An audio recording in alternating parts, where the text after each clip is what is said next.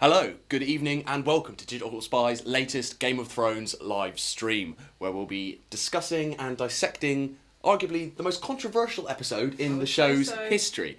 I'm Morgan Jeffrey, Digital Spy's TV editor, and joining me this week are Ian Sandwell, our deputy movies editor, and Anna Lewis, entertainment editor at Cosmopolitan. Yes, ma'am. And we're going to kick off, as we always do, by selecting our favourite moment from the episode. So, Ian, why don't you start? So for me, it would be the thing right at the end, not the fact that the episode had ended, but Arya's walk through the completely devastated King's Landing with all the ash raining down, all the destruction. Because I feel like the whole show, there's so much violence and everyone's like, oh yeah, I love a bit of violence.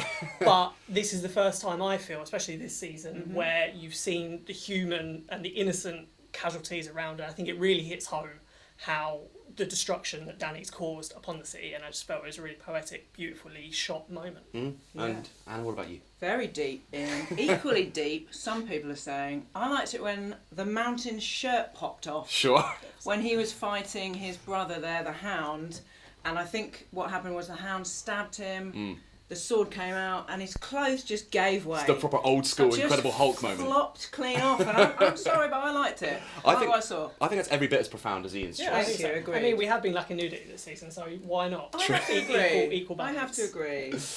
So, guys, as ever, we are giving away a free pizza from Papa John's and a £25 Deliveroo voucher as well. So you can enjoy a takeaway with next week's Thrones finale.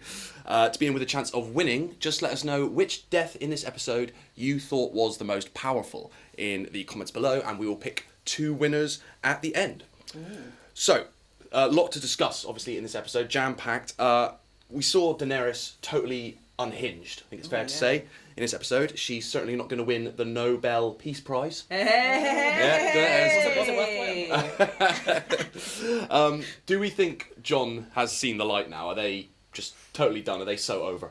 There was a moment, wasn't there, where they were having a smooch, and we weren't sure whether he sort of was a bit pulled away a bit because he remembered she's his auntie, or he suddenly thought, you know what, I don't like this side of her. We don't know which one. Both equally reasonable reasons to pull away from a beautiful lady. A little from column A, a little from column B, perhaps? I think, yeah, maybe both. Both. But yeah, something's going on. He's definitely changing his opinion. Yeah, I just hope we don't ever hear him monotonely be like, she's my queen. Oh God, I'm so ever done. again. I'm so then done with I'm that. totally fine with it. But you'd like to think if he was around all the destruction, all the death, even from Grey Worm, who saw that coming? Like Grey Worm just decided to spear someone. You know, like Isn't I wanted to bring it up. Dany's getting a lot of flack for her actions in this episode, which we will get onto. Grey Worm's just as bad. Like he killed an unarmed man. Yeah, he's getting none of the stick. I mean, he did have a rough time last He week. did. To put it lightly, he's cross. He wants revenge, but yeah, I don't know that I've seen him like that before. He's mad. He's mad. Yeah. And even before the chaos kicks off in earnest, we have an early demise from Varys. What do we think of that moment? Yeah, that didn't take long, did it? The episode was on for about 2 minutes, I'm sure. Yeah, a bit serious. He's the thing about the Varys demise is that, like, where's all his scheming got to? Where's his plotting? Where's he's just being subtle about it? And all these spiders around the city, he's just like all of a sudden, I'm going to write a message, and then he just burns it for some unknown reason to anyone. And all of a sudden, he told the wrong people, and it's come out, and he's like, yeah, fine, I'll get burned. And trying to drag poor Martha down with him. Martha, trying to... So I guess he was... What we think is he was getting Martha to put poison in Daenerys' food, right? Oh, really? Oh my God. Is this Revelation. Is this a hot take? Have I done a hot take? I think you may have. I never do that. Well, yeah, that's what I thought. I thought he was getting Martha to poison her. That's why he was like, why is she not eating? And Martha was like, oh my God, you guys. You've invented a fan theory live. Why weren't you watching? God. Oh my God, I'm so chuffed for that. It does seem a little bit like both Tyrion and Varys have caught a case of the stupids this season, though. They're not quite the master manipulators they once were. Yeah, struggling a bit. And are we mad at Tyrion for betraying his best boy Varys? How do you feel about that? I'm fine with it. Are you? Yeah, I'm fine. I was with furious. It. Oh really? Yeah, I just thought Tyrion, man. Oh no, I liked your buddy. it. Oh. He's always gone about the fact that he's Hand of the Queen, and so I think for his character, as much as anything he's done this season has made sense, this probably made the most sense because he could see Varys going slightly the wrong way, I feel, and he was just like, he saw bad coming and then just never saw the rest of it. So I don't blame him for that. And we saw Varys writing a letter detailing Jon Snow's true heritage. Yeah. Who do we think he was writing to? Guys, have you got any theories? Let us know in the comments below who you think Varys was writing to. I'm clueless. I'm really not sure. No, I just got the sense he just wanted to get that word out there, I guess. But I can't think of anyone left in this show who has a pivotal role to play that doesn't know that Jon's been stripping his aunt. Like, I just don't know. I don't know where else to think, you know. Yeah. It's like there's no. I don't know who else you could go to. Did he even get it out there? I guess there's Yara, but then she was always loyal to Daenerys anyway, so I don't know if that would make much of a difference. Does Cersei know? Well, that doesn't This matter doesn't anymore. matter. Well, admittedly, But she it wouldn't doesn't. unless yeah. Well, could he have been sending it to her before she died? I don't think he would have sided with Cersei though, because he's so opposed to tyrants, Varys. Oh, Yeah. Oh, yeah. Well, there is Good that. point, Good point. Speaking of the Lannisters, we saw Tyrion releasing Jaime, which was a nice little emotional exchange for them. Also, of course, it was Jaime who freed Tyrion after he murdered Tywin, so that was a nice little callback to that moment. What I thought was interesting, though, is that, of course, Tyrion does that after receiving his final warning from Daenerys. Oh, he doesn't care. But so do we think he's turned against her now? I mean, it could well be. I don't know what he could do against Dany and Drogon anyway, but it could well be that he's finally seen the light, I suppose. But I don't know who he sides with now, unless he goes all Team Jon to the next one. He did say that nice line, though, didn't he? I'll obviously butcher this now. I can't remember exactly what he said. But he said something about lots of innocent people staying alive is better than one not so innocent dwarf or something. Yeah. But I thought that was really... Because I actually forgot, he used to be a bit of a bastard, didn't he? He really He is, used to be a bit naughty, and then I kind of had forgotten about it, because he's been very sweet recently. Talk with more and more of an English accent as well. Yes, He's like, yeah, who that's did you compare him to earlier? Morgan? Yeah, once you realise that Tyrion sounds like Victor Meldrew, you just cannot unhear it. You just cannot unhear it. I don't believe it. Oh, Hey! I'm pretty happy with that.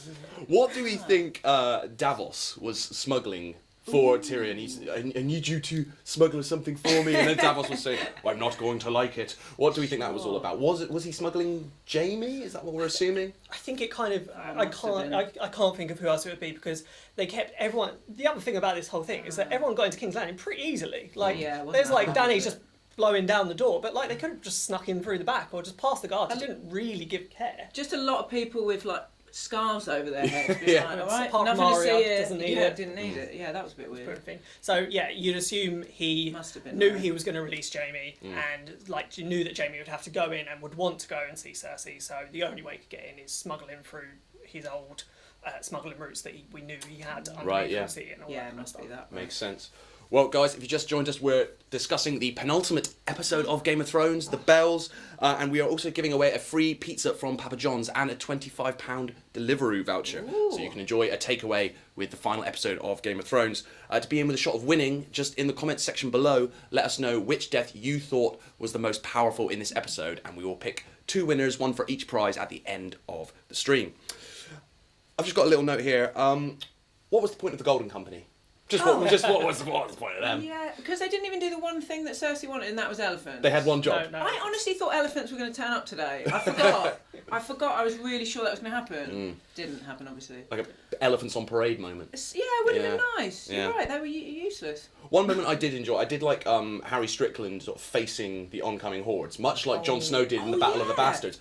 But he turned and ran where Jon stood firm. I like that again. That Nice, was cool. nice little callback, and it didn't obviously work out well for him. No, He just it got didn't work speared at by all, Grey but- Worm. Oh yeah, I forgot. That was good. I think the whole thing with that, the Harry Strickland moment as well. I mean, I didn't notice. I didn't really care about that callback, but it's just like it felt like from that Golden Company they were like, oh, we need someone who's got a slightly recognisable face that you might have remembered seeing earlier on in the season to care about the fact that this person died, because otherwise it's just a bunch of faceless people getting killed again, blown to smithereens, because I'm assuming they all just died in the first attack and didn't actually do any attacking in any way, shape or form. Yeah, they weren't that good, were they? But yeah, I don't know. It's just they sounded cool. Speaking of cool guys, what did we think of Euron Greyjoy's final scenes? I think I'm the only person in the world that loves Euron Greyjoy. I think Euron Greyjoy loves Euron Greyjoy. I love him. I just think he's great. I love his jacket, his leather jacket with the stars. I just think he's super cool. I just think he was a really good baddie. I'm sad. I am sad. He made it further than a lot of people thought he would, though. Absolutely, I think. yeah. His final fight against Jaime, for me, that felt a little bit contrived. Like they just needed to write him out at that point? I don't know. What do you? Yeah, I think one, the very fact that he shows up on exactly the same little bit of beach where Jaime was just sneaking in through that. Yeah. But that was no big scene, so maybe we were wrong about like who was smuggling in where because it just wasn't there. Yeah, true. Unless Davos is like, oh yeah, mate, you need to go down there. But yeah, the whole fight is like, of anyone to kill Jaime, I don't know that I ever wanted it to be Euron. Like Euron didn't feel like, I don't know what he had against Jaime apart from the fact that he could be in the way of Cersei. It's a lovely lady fighting over the same lady. No, is that not enough these days?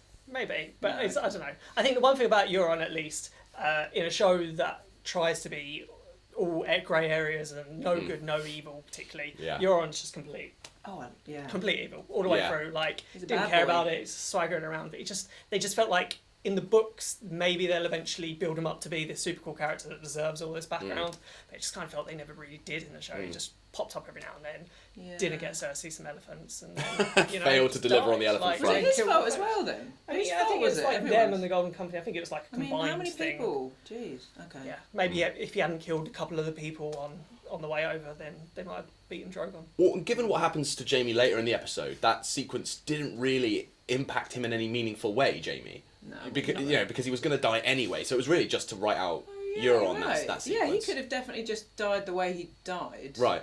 Yeah, he could have totally. Could have totally. But Jaime somehow, I don't know how many steps there are from the beach to the top of the Red Keep or wherever he ended up seeing Cersei. There's some impressive staying power. I haven't been stabbed in the side many times, but I don't think I'm getting far after that. I mean, that's crazy. Yeah, you're right. A slightly more impressive skirmish, of course, was Cleganebowl, my personal favourite moment from the episode. Waiting forever for this. Yeah, I thought that really delivered on all the expectation. That was the one, possibly the one sequence in this episode that I just thought absolutely delivered. How did you guys feel about it? It was pretty dramatic, wasn't it? Like it kind of. There were a couple of times where the lighting for me, it felt a bit like that film, like 300. Right. There was kind of that weird like lighting, and I don't mind that film as well, by the way. Whether it's good or not, I don't know what the rules are here. But I thought it was very good, and also, again, that shirt flopped off. I'll say it again. It was cool though, wasn't it? We've been waiting for it for so long. Yeah, we were waiting for so long. I think you always assumed there would be a victor, and like the Hound was always going to defeat him. So I quite liked how they twisted it on his head, and it's like throughout that battle you weren't entirely sure what was going to happen. No. Not until that final moment you saw that, and it was that lovely moment that Hound realised he had to sacrifice himself to stop his brother. I guess the only thing behind Cleganebowl for me is that like I don't think the show's really fleshed it out enough about why the Hound was so determined to go into the city and not just carry on, like going and visiting some pubs, eating some chicken. Like I just couldn't. It was brilliant, but it was fan service. Yes. Because you had to be a huge fan to have invested in that relationship and that feud. Yeah. There wasn't a Cleganebowl refresher where he went, and I'm doing this because, by the way, he shoved my face into the fire when I was a kid. Right, there was none of that. He literally said to Arya, you know what I'm doing, you know why I'm doing this. Yeah. See you later. Yeah. But he hates him, huh? Yeah. Which is fair. I think at least before the Cleganebowl as well, we had that lovely little moment with Arya as well, which I really liked. Just put his hand up and like keep Arya safe. Yeah. Like that's always, I feel that relationship has always been one of the strongest in the show. Yeah.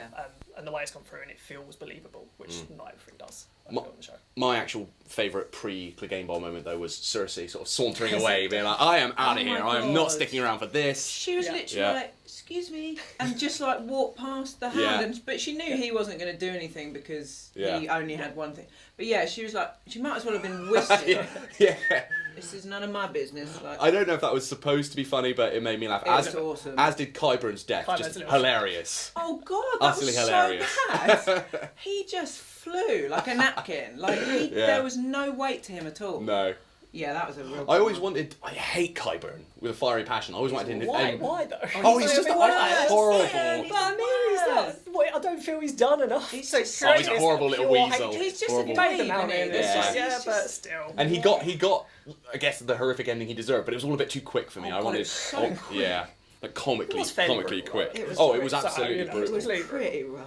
But on Qyburn, another question: why couldn't he make Cersei a whole army of undead, near invincible super soldiers? Because she could have done with a few of those in the battle. Because he's the reason the mountain was alive again, right? Yeah. I Right, always yeah. forget this. Yeah. Right, okay. So Qyburn... Oh, he could have done loads more to help. He's a dweeb. What's the matter with you, Ian? He's rubbish. He's not even very good at his job. It's clearly the Night King took all the corpses and he just didn't have any corpses left over. He just couldn't bring anyone else back to life unless Cersei was going to go around killing people. But it's like, what else could he do? Yeah. He needs his corpses to reanimate, and he just didn't have them. Damn it, you've got a And point. you've already got one sort of undead, near invincible zombie army in Game of Thrones, or Exactly. we did have with the White Walkers. Let's not overdo it. Yeah, maybe 2 would be overkill. Yeah. So again, guys, we're here talking about the penultimate episode of Game of Thrones, The Bells, and we are giving away a free Papa John's pizza and a £25 Deliveroo voucher, so you can enjoy a takeaway with next week's Game of Thrones finale. To be in with a shot of winning, just tell us in the comments what you thought was the most powerful death in this episode, and we'll pick a winner for each prize at the end of the stream. So we're going to go now to some of your guys' comments. So, a mixed reaction to this episode. So it has been quite divisive. Laura Capon says it was the worst one yet. Too much flaying, and don't get me started on Jaime. Well, we will get you started, Jamie. Laura, sorry, because... Yeah, okay, fine. Yeah, you have got a point. Fine. I'll let her have that, actually. Wee Linda says Cersei deserved a worse death. Oh, God, So- yeah. Have we talked about that yet? Should we get onto this? Sorry, So, you let's can see I'm excited about it. Jaime and Cersei's final fate. How did we feel about Just infuriating. Just the worst, in my opinion. Like, why wasn't she killed by Arya or anybody? I just can't believe she just was under some bricks. Well, isn't that infuriating? Am I crazy? Am I reacting? No, I feel passionately. It's a about common it. reaction. I feel it's a little bit like that. My main problem with Cersei this whole season, like she's basically done nothing. Oh, you she's said- gone from yeah. being a huge pivotal character, all the scheming, everything, and she's had less than 30 minutes probably this season. Like you're she right. slept with Euron, she lied to him about the pregnancy, she didn't get any elephants. Lied about it, wait. When she was with Euron in the last episode, she pointed to her belly and said that was his. But it's so she was So she was pregnant, though, but yeah, it was Jaime's. the kid's dead as well. It's all. This is a real So- bummer of an episode. So much of a Right down. muchness. She just said, she didn't do enough, and then when it comes to it, then the death, as much as we always knew it was going to be Jaime and Cersei at the end, it's just a nothing Rubbish. death. Although we didn't see their corpses, so who knows? I mean, Jaime's almost. Jamie's certainly Jaime's dead. gone, unless He was- Euron's really bad and just missed every vital organ. Jamie was lucky to be crushed by those bricks at all, quite frankly, because he should not have made it off the beach. But Cersei, she might still be alive. Is that crazy? Are we holding out for like a carry moment with Cersei in the Oh, next God, episode? yeah. The hand comes out. Possibly. Everyone will be on Cersei's side. Take down Dany. Oh yeah, maybe. Wee That's a good twist. Linda also says Jaime is a plonker for going back to her. Yes. Which I like. I enjoyed that. Yes. So Avril Devitt says, will Jon kill Dany? Is that where we think the Game of Thrones finale is heading? I mean, I think a lot of this season has panned out exactly as most fans would have expected. Like, the people have died, maybe not in the same way. Like, everyone thought that Arya might kill Cersei with Jaime's face. Yeah. That never happened. But everyone's died. Just some bricks. Just some bricks. Everyone's died that we thought all the kind of major events happened, and I kind of feel, yes, Jon will probably kill Dany to save the Seven Kingdoms from destruction. But maybe there's a final twist. I hope there's a final twist. I want to be surprised. I don't want it to go out that way. Yeah, because I just don't know what the next episode's going to be then. Like, except I thought the big battle was going to be the last episode, but you made a good point earlier, didn't you? You said that the penultimate episode is always the big one, like the Battle of the Bastards and stuff like that, and then the last one's always a bit like... Yeah, it just feels like they've got so many, as well with this one, there's so many different plots they need to tie up in one type thing. They just wanted a big battle episode again, and then that. But Another fan theory here. Michael Jackson Matthews says, were there dragon eggs in the crypt and the dragon fire tonight raised them? I don't think people can accept that the dragons are gone. I know, people are quite sad about that, aren't the they? CGI budget went, so they didn't really have a choice. That does remind me, though, there was some green fire, wasn't there? Yeah, the wildfire. Wildfire. Where did that come from, then? There's, Just in the... Yeah, so it was something that... Some left over. Yeah, they in the books at least there were caches all around the sea, and that's what obviously Cersei used in season 7. Yeah.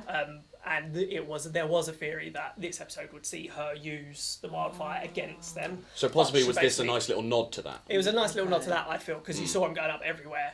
But then it just highlighted the fact that Cersei clearly had no plan this episode or this whole season. She was just clearly just sitting around, hanging out with Qyburn on the mountain, having some cups of tea or whatever. She's pregnant. She's got a lot, she's got a baby brain. She's got to relax. She's got to chill for a bit. I did wonder what Cersei actually, what her plan was. Was she just that arrogant? Was she that naive that she just thought she could just, weather the storm? Yeah. The Stormborn? Also, that makes me think, and also, sorry, did I just completely You missed the joke. Sorry, apologies for that. It was good, but that did remind me that why didn't Daenerys just shoot fire directly at Cersei on the dragon? Am I going sidestepping a bit? Sorry, that's no. We should talk about that really. So, Daenerys, totally going full on Mad Queen. Yeah. How do we feel about that? Some fans say, she's always been this way. She has always had it in her. Reacted badly to anyone who opposes her, and she's she's crucified her enemies in the past. But then other people are saying, well, this feels rushed, or at worst, a betrayal of her character. How do we feel about what Daenerys did? Because I think didn't the showrunners say that they kind of thought that in that moment she didn't know what she was going to do either. Something just snapped. And the bells just drove her crazy. She just didn't love the bells. But people are saying it was quite rushed, weren't they? And it was all a bit like, we weren't really expecting that. I think I have no problem with it's definitely been foreshadowed throughout the whole show. But the problem is because they've seemingly condensed so much plot into these kind of episodes. It did feel a bit rushed. It had that one. It felt like a switch just flicked in her head, and it was like, right, I'm going to go and commit genocide now. So it was always. I feel it was always her arc was always going this way, but there was a way to potentially seed it a bit better than just her looking a bit rough at the start of the episode, not eating for whatever, and having a bad time, getting snubbed by her nephew, and then it just happened a bit too quickly. But it was always going this way, I feel. I don't get that criticism that they haven't set it up, because they clearly have. Yeah. But why did she have to fire all the whole town? Why couldn't she just shoot it directly into Cersei's window? I was wondering this because the bells rang, King's Landing surrendered. Yeah. But she was like, okay, no, but I still want to finish off Cersei, fine. But as you say, Yeah, why that's not what I mean, fire yeah. a direct line to Cersei? Why slaughter all the innocents? Yeah, it would have been easy, right? Yeah, Straight through the window. you would assume so. I mean, yeah. I don't think she even really got a shot off at No. Cersei, to be fair. Like, Wasn't even a shot on goal. The building just took Cersei down, and like the general destruction that came from the dragons. But but I guess in that state, you'd say that she just, snapped and it was just destruction. It was just getting revenge for Missandei and all those kind of ones. And the final sequence in the episode was not, as you might expect, the demise of Cersei and Jaime. It was Arya and the horse. Yeah. Where do we think the white horse came from? What was the significance of that? Yeah, I don't, because was that the one she was on when she turned? Oh no, she wasn't on that one, was she? When she turned up with the hound. She just walked, I think, didn't she? Well, I think they were on a horse at some point. Yeah. It It wasn't wasn't when that they left one. Winterfell. It might have been. Oh, a It while could have ago. been another Okay, white fine. horse, but. I don't know. It just pretty looked. nice It just though, looked good. wasn't It looked nice. Looked good. The way out. I did see a fan theory that it was Bran warging into the horse, Stop. sort of like a magic Uber to pick Arya up. That better not be true. That's the thing with this whole foreshadowing. It was Bran's vision where he saw a dragon shadow flying over King's Landing. It's like, just tell someone, mate. Like, if you know this is going to happen, tell someone. Don't just sit there doing nothing. And he's up at Winterfell with Sansa and that. Just, I don't know. I think the whole horse theory, I think people are projecting a lot onto Bran and just being like, he's got to be doing Brad something, is right? He can't just be He's silent. just useless. He can't possibly be And this useless. I'm loving Sassy Bran as his neighbour. We haven't had enough of it. No. And Hate he is useless, but good sass. But sassy, yeah. Right, well, so it's time to dish out our prizes. Let's give away this takeaway. See some of the entries we've got for people's most powerful death in this episode. So Avril McDevitt Finn says, Sandor's death was glorious. He faced his demons. Cleganebowl ruled. Yeah. Lizzie Solway says, Jaime and Cersei's death, although underwhelming in comparison to others, was the most powerful. It's interesting. Watching the Lannister twins accept their demise and die together. Can I say one last thing about that? Go on. We haven't really covered. It's not great that Cersei, they built up all this kind of thing as a strong female character. In her final moments, is basically whimpering, Blubbing. strong man.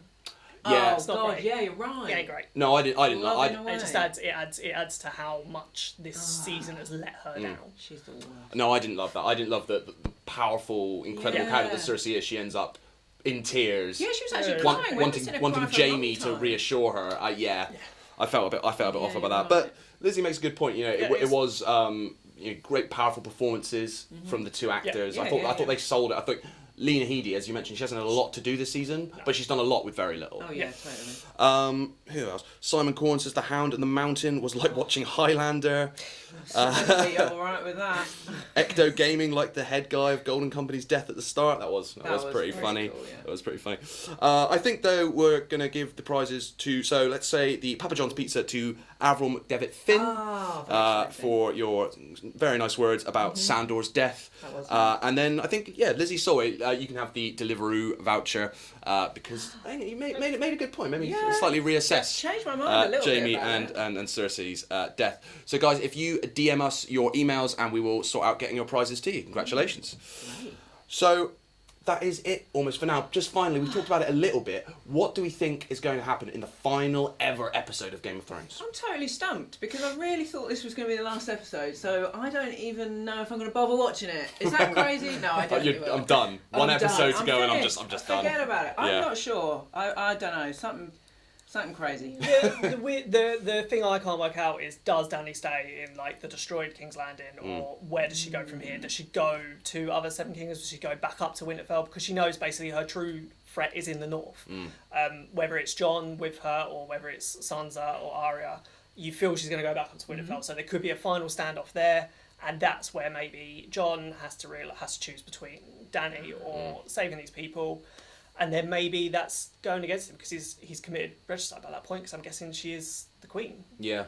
Now she hasn't necessarily taken it on her own, she's just burned it down, but she is queen. So maybe that comes to it, and then something else. Bar a major twist, it does have to be building, doesn't it, to this Jon-Dany face-off. Yeah. Has to. And that has to play out one way or another. Unless Arya popped up and nabs another major kill in the season. Maybe Arya kills Dany and then Jon kills Arya. I mean, In a fit of You're going rage. dark there. I mean, It's Game of Thrones. Yeah, I know, but I don't see Jon having it in him. Has he got rage? He's so one weak. day, so Arya, why you do that? Yeah, He'll just sulk a bit. She in was the my corner. queen. She was my queen. So yeah, Wow. but either way, Dany's dead. Sorry. Oh, Dany's dead next week. sad. She's Putting it out there. Marked, done. Oh, Just man. 1 week until we find out how Game of Thrones ends. Crazy Crazy. times. Well, that is it for now. But be sure to follow Digital Spy on Instagram and head to digitalspy.com for all our Game of Thrones coverage. And join us here again next week for the final ever Game of Thrones. Exciting. And we'll see you then. Bye-bye. Bye. Bye.